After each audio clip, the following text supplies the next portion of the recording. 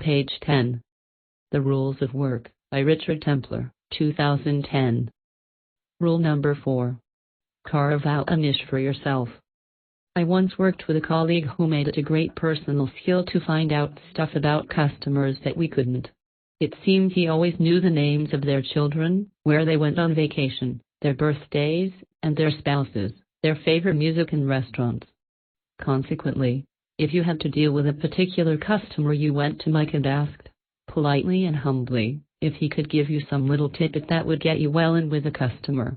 Mike had carved out a niche for himself. No one asked him to become a walking encyclopedia of customer likes and dislikes. It wasn't part of his job description. It took a lot of work and unseen effort, and it was a very valuable asset.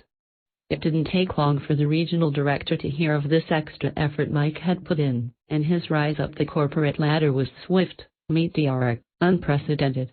That's all it took. I say all, but it was in fact a lot of work and immensely clever. Carving out a niche means spotting a useful area that no one else has spotted. It might be as simple as being great at spreadsheets or report writing. It might be, like Mike, knowing something no one else does.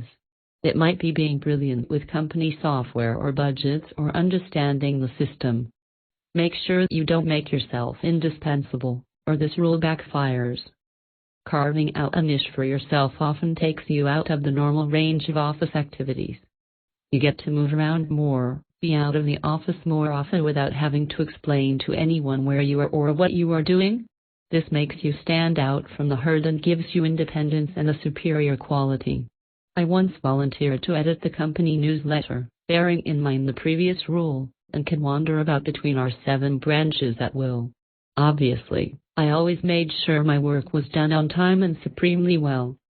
Carving out a niche for yourself frequently means you get noticed by people other than your boss, other people's bosses. These bosses get together and they talk. If they bring your name up, it will be in a good way. I see Rich has been busy doing some really original market analysis. This makes it difficult for your boss not to promote you if she wants to win her peer group approval. If the other bosses think you are a good idea, then your boss really has to go along with it. Rule 4. If the other bosses think you are a good idea, then your boss really has to go along with it.